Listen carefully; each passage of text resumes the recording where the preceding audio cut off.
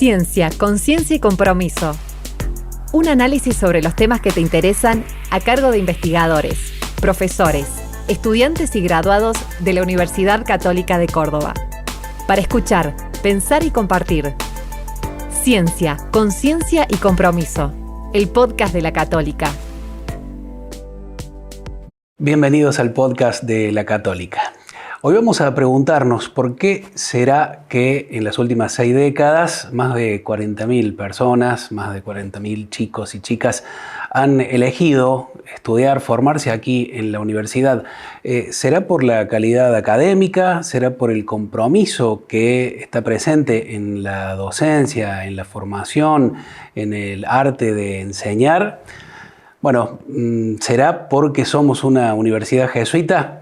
Hoy está con nosotros Silvana Capano, que es uruguaya, es doctora en educación por la Universidad Católica de Córdoba, magíster en educación con énfasis en currículum y evaluación, además docente de formación. Sos maestra de maestros, podemos decir, Silvana, y has investigado, escrito sobre la pedagogía y la identidad ignaciana. Bienvenida. Te vamos a preguntar puntualmente por esto, ¿no? ¿Qué significa para una universidad ser una universidad jesuita? Bien, yo creo que una de las cosas más, gracias por la invitación, un placer haber estado aquí esta mañana compartiendo con tantos docentes, directivos, rectores, el rector y tantos acompañantes, secretarios de carreras. Creo que una de las cosas distintivas de una educación ignaciana o de un colegio jesuita es tener una visión integral del ser humano. Me parece que ese es el motivo fundamental porque alumnos, familias, estudiantes eligen formarse en una institución de estas características. Hay un vínculo muy cercano también entre los docentes y todos los funcionarios y los alumnos, lo que hace a una de las ideas más importantes de la pedagogía ignaciana, que es el concepto de cura personalis, es decir, el cuidado personal hacia los estudiantes y dentro de la comunidad educativa, lo que la hace un ambiente que es muy agradable, muy propenso para poder desarrollar al máximo todas las capacidades que cada uno de los estudiantes tiene en un clima que es muy agradable. Parece que ese es uno de los rasgos más distintivos. Sin duda la excelencia académica es algo que los estudiantes buscan cuando vienen a una universidad de este tipo. Una formación que es, como decían, todas las dimensiones, pero rigurosa, con buena perspectiva de formación, para crear, en definitiva, personas que sean competentes, idóneas para aquello en lo cual van a trabajar y se puedan desempeñar bien en su vida profesional, en su formación humana. Sin duda, hay un plus en universidades como estas, ¿sí? En universidades que tienen un carisma, una tradición jesuita, y es que de alguna manera promueve estudiantes que no solamente son buenos intelectualmente, que es muy importante, y competentes en su área, sino también chicos que se van formando en ser conscientes de los problemas del mundo, es decir, los aspectos positivos y también de alguna manera los dolores, el sufrimiento de la humanidad.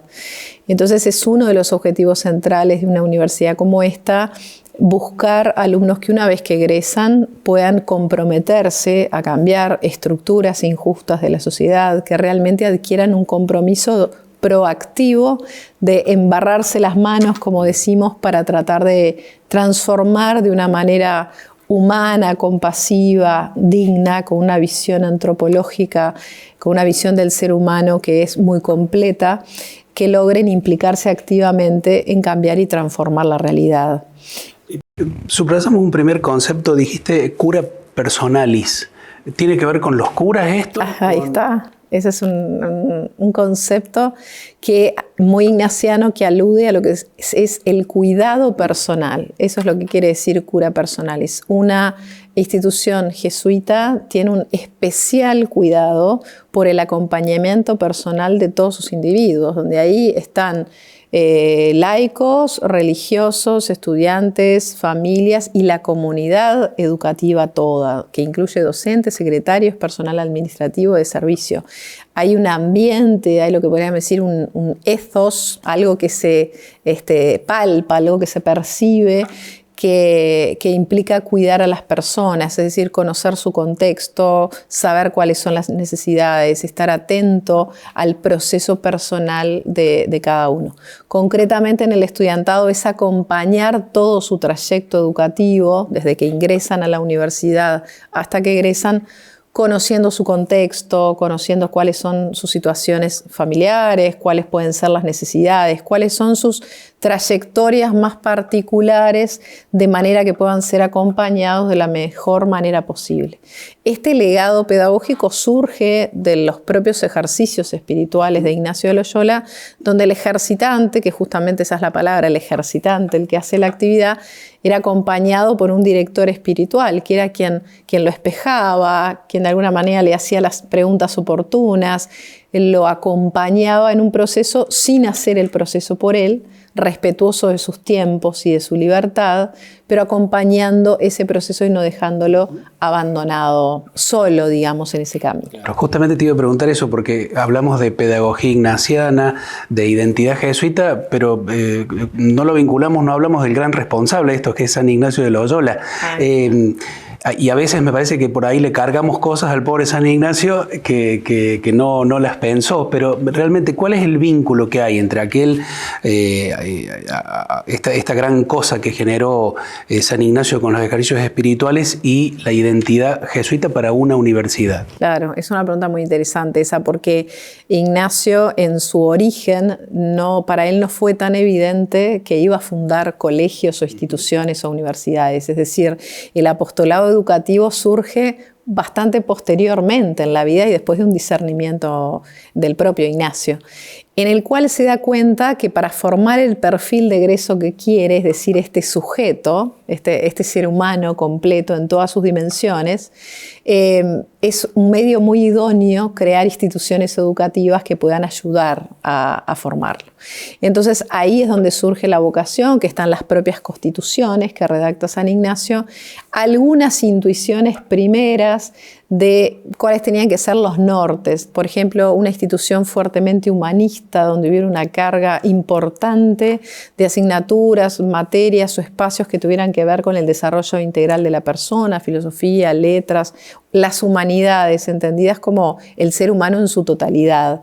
Tuvo como unas primeras impresiones que tenía que ver como un régimen muy reglado y estructurado donde se pudiera estudiar por cursos, y con los propios viajes que hizo, por ejemplo en Europa, en las universidades de París, adoptó ese modo parisiense que se llama de educación y lo pudo conjugar muy bien con la propia espiritualidad, que en realidad Ignacio lo que es un maestro en el arte del discernimiento, en conocer los propios movimientos, las mociones, conocer el propio sujeto, e creó a partir de su propia experiencia una forma de poder ordenar la propia vida para que el sujeto pueda ser cada vez más libre, para que la persona pueda seguir de alguna manera mejor la voluntad de Dios. Entonces, la pedagogía ignaciana tiene algunos elementos que provienen o que se pueden extraer de los ejercicios y del pensamiento de Ignacio, aunque Ignacio no lo pensó originariamente. Por ejemplo, esto que te decía de los ejercicios, la actividad del estudiante es muy importante en la pedagogía ignaciana. Entonces, todo lo que se le proponga al estudiante tiene que ver mucho con su autoactividad, con un proceso que hace personalmente.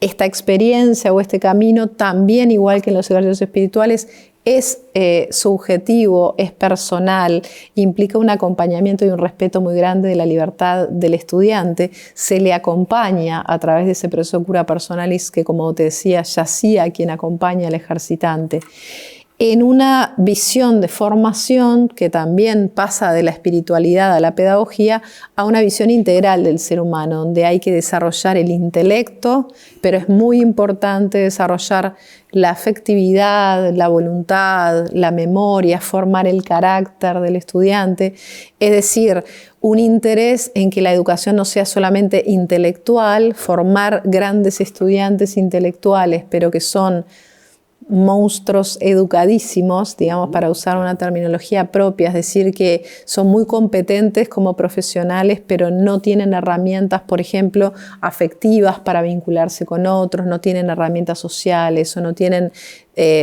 capacidad de ser sensibles a las necesidades del mundo, sería una educación que sería un poco miope, se quedaría con una parte de la visión ignaciana, pero no con todo el legado que siempre considera un ser humano que pone en juego todas sus potencialidades, o sea, todo el desarrollo de todas sus facultades, siempre al servicio de los demás, porque algo que caracterizó a San Ignacio y que caracteriza a la pedagogía es una concepción de un sujeto que siempre sale fuera de sí mismo, ¿sí? Que no se regocija egocéntricamente.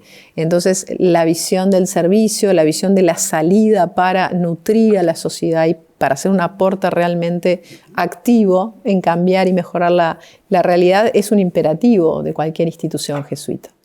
En este encuentro que estuviste coordinando aquí con las autoridades de la universidad, nuestro rector decía que uno de los grandes desafíos hoy es no tanto el tener estudiantes que estén en contra, porque no los hay en contra del mensaje, sino la indiferencia, ¿no? ¿Cómo te parece que debe plantearse la universidad, o todas las instituciones ignacianas o que se precien de ser jesuitas, este desafío de la indiferencia para con el compromiso para con los demás, ¿no? Claro. Sí, me pareció interesante. Primero fue precioso que participaran casi 80 personas de todas las áreas, de todas las facultades, secretarios académicos y toda la dirección general de la institución. Me parece que fue una oportunidad preciosa para dialogar de estas cuestiones. Sí, es un desafío muy grande luchar contra la indiferencia, porque el modelo educativo jesuita, como tantos otros, es muy contracultural, ¿no? Una cultura del individualismo, del egocentrismo o el no te metas, de la indiferencia. Generar estudiantes que una vez que salgan puedan estar comprometidos con el mundo en la transformación y ser compasivos ante realidades de dolor o sufrimiento que forman parte del mundo, es muy contracultural. Creo que la mejor forma es poder generar algunas oportunidades dentro de cada una de las carreras, si bien sé que hay un centro donde se trabajan algunas cuestiones más transversales como antropología filosófica o ética, que está muy bien, creo que se puede complementar con un trabajo adentro de cada una de las facultades para que se generen oportunidades de encuentro con aquellos que lo necesitan, momentos de búsqueda de interioridad, algunas pausas en la carrera al estilo ignaciano, no te digo hacer una pausa ignaciana, pero hacer como unos mojones donde uno pueda revisar qué estoy haciendo, qué estoy aprendiendo, cómo entré a la universidad, qué pasa 2 años después que entré, cuáles son mis grandes deseos. Es decir, generar oportunidades en el diálogo con docentes y quienes los acompañan y entre los propios estudiantes para poder caer en la cuenta de cuáles son esos rasgos identitarios. Y para eso los profesores, el personal, todo el personal de apoyo y acompañantes tenemos que ayudar a generar las oportunidades de que esas preguntas se coloquen en el aula. No porque no sean importantes, por favor, todas las asignaturas que tienen que tener con la competencia específica para la cual yo voy a egresar. Es un complemento que si no está, puede hacer que la universidad pierda algunos de sus rasgos identitarios. Y nosotros nos tenemos que preguntar qué diferencia la UCC de las otras universidades que hay en Córdoba. Y los rasgos identitarios, la excelencia académica está como en otras universidades, pero estos rasgos son propios de la identidad. Entonces, no hay excelencia académica si no está inscripto en un marco mucho más amplio de excelencia humana, en definitiva, como nos recalcan todos los documentos educativos de la Compañía de Jesús. Cuando nos miramos también a las maneras, a los modos con los cuales educamos, intentamos formar en la universidad, también surge el riesgo del elitismo, ¿no? ¿Qué dice la pedagogía ignaciana o cuál es la respuesta para no caer en esto? Sí. Es un riesgo porque la pedagogía ignaciana de por sí no es elitista como característica. Lo que sí hay que cuidar es que no se convierta en una educación de élite. Formarse para ocupar puestos de responsabilidad en la sociedad ha sido muy característico, ¿sí? En muchas universidades, jesuitas y no jesuitas. Pero esta visión de ser humano que es capaz de ser sensible a los problemas de otro, que es capaz de notar lo que sucede en la realidad, tiene que ser un rasgo distintivo. No debería ser una instrucción que sea elitista en cuanto a un segmento sociocultural económico que forma una especie de gueto que no se vincula con el resto de la sociedad. Estaría muy alejado de lo que es el paradigma ignaciano, no poder interactuar con el resto de la sociedad si estamos llamados a transformarla. Pero no como un círculo de perfectos o privilegiados, sino como integrantes de la comunidad humana. Sí, es cierto que hay muchos estudiantes que tienen oportunidades que otros no tienen. Entonces, ser consciente de esas oportunidades que tienen al asistir a universidades como esta implica un imperativo ético de poner todo lo que recibí al servicio de los demás. Por eso es tan importante la formación y la excelencia, porque en tanto me exijo más porque me formo más, podré servir más. Pero tiene esa lógica de liderazgo muy específica de nuestra identidad. No es ser el mejor, ¿sí? Por eso se vincula mucho con el concepto de magis, que es un concepto muy ignaciano también. Dar el más.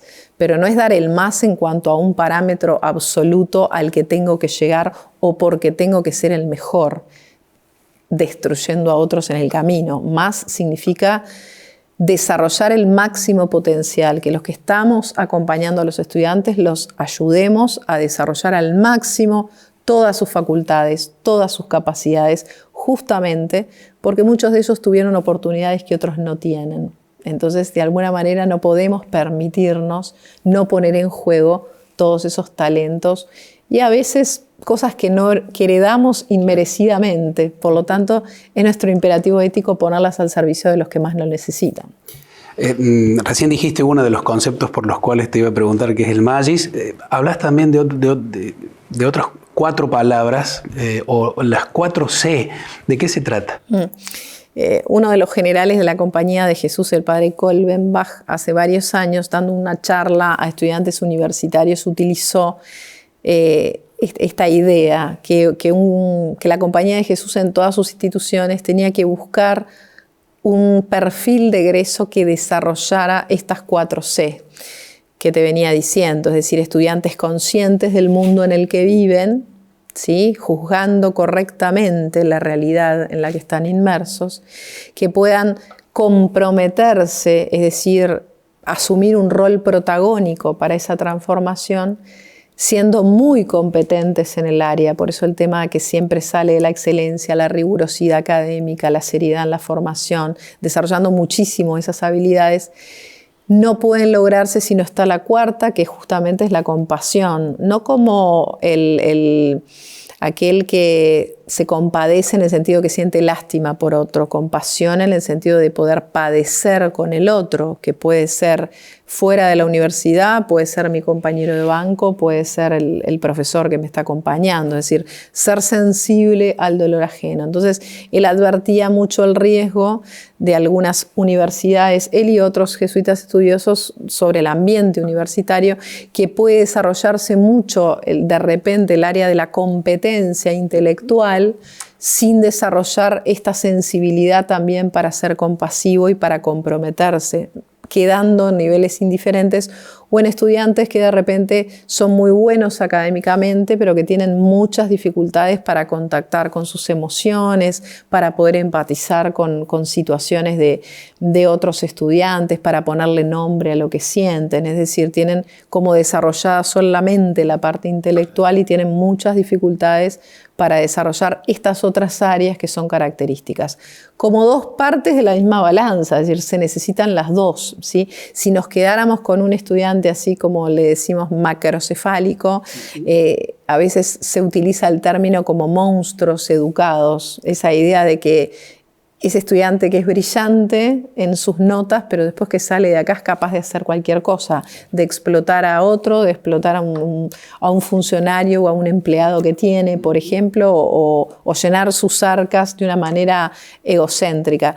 Si eso sucediera, fracasamos como institución educativa, porque no seríamos fieles a lo que es la compañía de Jesús. Entonces, él hablaba de la necesidad de lograr un equilibrio entre estas 4 Cs para que las universidades no pierdan identidad ignaciana y para lograr realmente un balance de todas las facultades, que es lo que buscamos como instituciones jesuitas. Te voy a poner un aprieto, porque vos fuiste estudiante de nuestra universidad, estudiante de posgrado ciertamente, pero lo fuiste.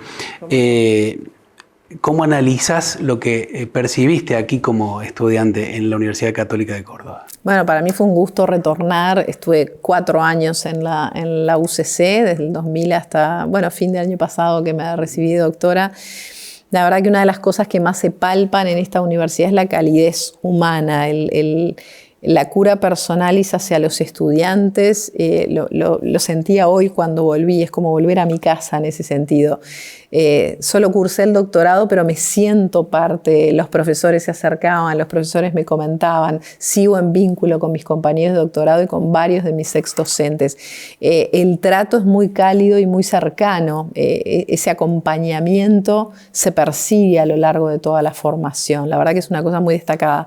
Más allá de la excelencia académica del cuerpo docente que me acompañó durante mis cursos del doctorado. Es decir, esa identidad se palpa. Obviamente que siempre habrá cosas para mejorar, obviamente que siempre hay... Hoy les preguntábamos a los docentes qué identifican de la UCC y salían estas palabras.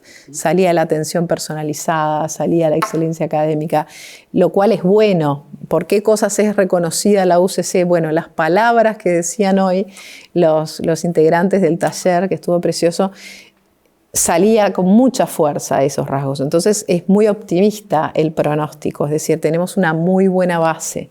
Tenemos que cuidar que no se vaya desdibujando por las exigencias a veces del exterior, a veces son exigencias ajenas a la institución, puede ser de los propios estudiantes, no es porque no hay que escucharlos, al contrario, hay que escucharlos cada vez más, o familias o el mercado laboral, sin perder las necesidades del medio. Es un desafío innovar, en tanto se van necesitando nuevas áreas, nuevas formaciones, van necesitando los estudiantes, pero no renunciar a aquellas cuestiones esenciales de nuestra tradición que no tenemos que perder. Así que siempre es un desafío y difícil en la toma de decisiones. Y además me imagino que propuesto por el Magis, ¿no? Esto que nos invita siempre a estar en movimiento, a generar cosas nuevas para acercarnos más a lo que se nos pide. Y en eso los jesuitas son tienen una larga tradición, ¿sí? De tantos siglos, de adaptarse. ¿Sí?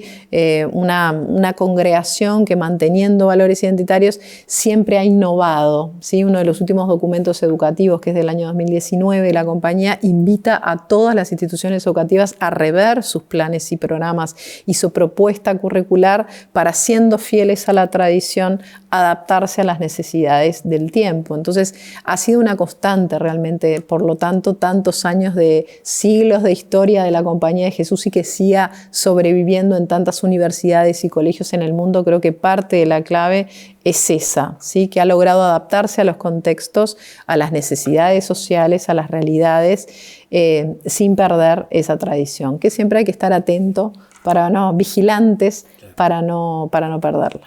Silvana, muchas gracias por ser parte del podcast de La Católica, que lleva como nombre Ciencia, Conciencia y Compromiso, ¿no? Que es un doble compromiso, implicarlo.